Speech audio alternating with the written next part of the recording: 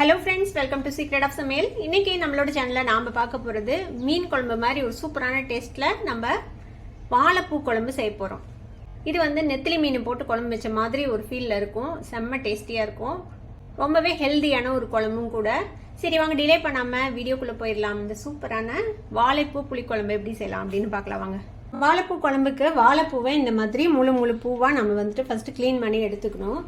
அந்த மாதிரி எடுத்ததுக்கப்புறம் இதில் வந்து இந்த மாதிரி ஒரு கண்ணாடி மாதிரி ஒரு பகுதி இருக்கும், அதையும் எடுத்துருங்க. அப்புறம் இந்த மாதிரி ஒரு பகுதி இருக்கும், இதையும் ரிமூவ் பண்ணியிருக்கேன். இதெல்லாம் பண்ணும்போது கண்டிப்பாக கையில் நகத்துலையெல்லாம் காரையாகும். அது பரவாயில்லைன்னா இந்த மாதிரி செய்யுங்க. இல்லைனா உங்களுக்கு இதெல்லாம் க்ளீன் பண்ணி கூட இப்போ கிடைக்குது கடைகளில். அந்த மாதிரி கிடைச்சா நீங்கள் அந்த மாதிரி வாங்கி யூஸ் பண்ணிக்கோங்க. ஈஸியாக செஞ்சிடலாம். அந்த மாதிரி இருந்தால் இதுலேயும் பாருங்கள், இந்த மாதிரி டிப்பில் ஒரு பல்ஜ் இருக்கிற மாதிரி ஒரு பார்ட் இருக்கும், அதை எடுத்துருங்க.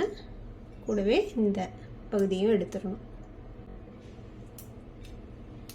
எடுத்துகிட்டு இந்த மாதிரி ஒத்தையாக பிச்சு போட்டுருங்க. அப்போ தான் வந்து உங்களுக்கு நெத்திலி மீன் மாதிரி தெரியும் ஒரு பார்க்குறதுக்கு. இந்த மாதிரியே நம்ம எல்லாத்தையும் க்ளீன் பண்ணி வச்சுக்கலாம். இப்போ இந்த மாதிரி நம்ம நல்லா க்ளீன் பண்ணி எடுத்தாச்சு வாழைப்பூ. இந்த வாழைப்பூ க்ளீன் பண்ணுறது கொஞ்சம் டைம் கன்சியூமிங்காக தான் இருக்கும். ஆனால் இப்போ வந்து நிறையா ஊர்களில் அது க்ளீன் பண்ணியே கிடைக்கிது. அந்த மாதிரி கிடைச்சதுன்னா நீங்கள் வாங்கி அந்த மாதிரி செஞ்சுக்கோங்க. இந்த மாதிரி தண்ணிக்குள்ளே போட்டு வைக்கலாம் கொஞ்சம் நேரத்துக்கு. உங்கள்கிட்ட தயிர் இருந்ததுன்னா கொஞ்சமாக ஒரு ஸ்பூன் தயிரையும் இதுக்குள்ளே போட்டு அதில் ஊற வைங்க. இதில் ஏதாவது பிட்டர்னஸ் இருந்ததுன்னா அது வந்துட்டு போயிடும். இந்த குழம்புக்கு வேறு என்னென்ன வேணும் அப்படின்னு நம்ம பார்த்துடலாம். ரொம்ப சிம்பிள் தான். இதுக்கு பெருசாக எதுவும் தேவையில்லை, எதுவும் அரைக்கணும் அந்த மாதிரிலாம் எந்த அவசியமும் இல்லை. இந்த மாதிரி ஆஞ்சு வச்ச வாழைப்பூவை எடுத்து வச்சுருக்கிறோம். இந்த மாதிரி தண்ணிக்குள்ளே போட்டு வச்சுக்கோங்க. சின்ன வெங்காயம் ஒரு 7-8 சின்ன வெங்காயத்தை இந்த மாதிரி ரெண்டாக கட் பண்ணி வச்சுருக்கிறேன். கொஞ்சமாக கருவேப்பிலை, ஒரே ஒரு பச்சை மிளகாய், ஒரு 10 பல்லு பூண்டு, அதையும் இந்த மாதிரி உளிச்சு வச்சுக்கோங்க.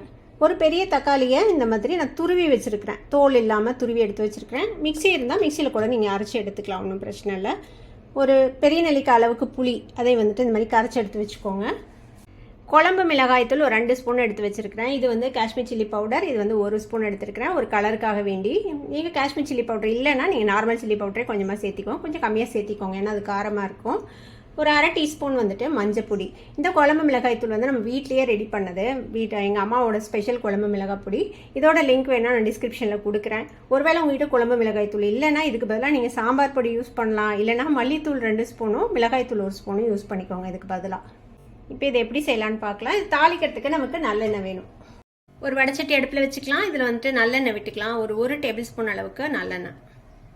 எண்ணெய் சூடாயிடுச்சு, கொஞ்சமாக கடுகு சேர்த்திக்கலாம். கடுகு பொரியுது. 4 வெந்தயம் சேர்த்திக்கோங்க. இப்போ இது கூட நம்ம எடுத்து வச்சிருக்கிற இந்த வெங்காயம், பூண்டு, கருவேப்பிலை, பச்சை மிளகாய் சேர்த்திக்கோங்க. வெங்காயம் பூண்டு நல்லா வதங்கணும். இப்போ வெங்காயம் பூண்டு நல்லா செவந்து வதங்கிடுச்சு பாருங்க. இப்போ இந்த ஸ்டேஜில் நம்ம எடுத்து வச்சிருக்கிற இந்த தக்காளி இருக்குதுல்ல, இந்த தக்காளி விழுது, அதை வந்து சேர்த்திக்கலாம். தக்காளி நல்லா பச்சை வாசனை போகணும், அந்தளவுக்கு நல்லா வதக்கி விட்டுக்கலாம். தக்காளி நல்லா வதங்காமல் நீங்கள் எல்லாம் போட்டிங்கன்னா இந்த குழம்போட டேஸ்ட்டே மாறி போயிடும். இது ரொம்ப முக்கியமாக பார்த்துக்கோங்க. தக்காளி வந்து நல்லா வதங்கி வரணும். தக்காளி வேகட்டும், ஒரு 2 நிமிஷம் இது இப்படியே வேகட்டும். இப்போ நல்லா வதங்கிடுச்சு பாருங்கள். தக்காளி நம்ம விட்ட எண்ணெயெல்லாம் வந்துட்டு நல்லா தெளிஞ்சு வந்துருச்சு.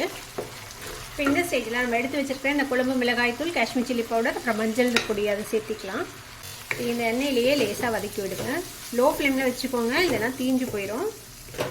எண்ணெயிலே லேசாக வதங்கினதும் கொஞ்சமாக தண்ணி சேர்த்துக்கலாம், ஒரு 1/4 டம்ளர் தண்ணி. இப்போ நம்ம போட்டிருக்கிற இந்த பொடிகள் எல்லாமே பச்சை வாசனை போகணும். ஒரு 2 நிமிஷம் இப்படியே லோ ஃப்ளேமில் வச்சுட்டு இப்படியே வேக விடுங்க.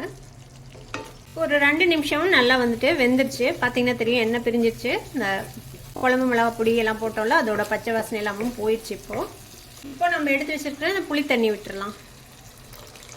கூடவே கொஞ்சம் தண்ணி சேர்த்திக்கலாம். இப்போ இந்த புளி தண்ணியும் பச்சை வாசனை போக வேகணும். இப்போ குழம்புக்கு தேவையான அளவுக்கு கல்லுப்பு சேர்த்திக்கோங்க. இப்போ இதை நல்லா கலந்து விட்டு மூடி போட்டு ஒரு 2 நிமிஷம் நம்ம வேக விடலாம். இந்த புளியோட பச்சை வாசனை போகட்டும். இப்போ ஒரு 3 நிமிஷம் ஆச்சு. நம்ம புளி ஊற்றி ஓப்பன் பண்ணி பார்ப்போம். பாருங்க, புளியும் நல்லா வெந்திருக்கும், எண்ணெய் நல்லா பிரிஞ்சு வந்துருச்சு பாருங்க. இப்போ இந்த ஸ்டேஜில் டேஸ்ட் வந்து செக் பண்ணிக்கோங்க. ஒருவேளை இன்னும் காரம் வேணும்னாலும் நீங்கள் இந்த ஸ்டேஜில் போட்டு ஒரே ஒரு கொதி விட்டுக்கலாம். இப்போ நம்ம ஆஞ்சு வச்சுருக்கிறோம்ல இந்த வாழைப்பூ, இதை வந்துட்டு நல்லா தண்ணியை புழிஞ்சிட்டு இந்த குழம்புல சேர்த்திடலாம். இதையும் கலந்து விடுங்க. இப்போ இந்த வாழைப்பூ வேகிறதுக்கு நம்ம தேவையான தண்ணி இப்போ விட்டுக்கலாம். ஒரு 1/2 டம்ளர் தண்ணி விடுறேன். வாழைப்பூ வேகிறதுக்கு ரொம்பலாம் டைம் எடுக்காது, ஒரு 5 நிமிஷம் தான். 5 நிமிஷத்தில் வெந்துடும். இதை போட்டு நல்லா கலந்து விட்டாச்சு.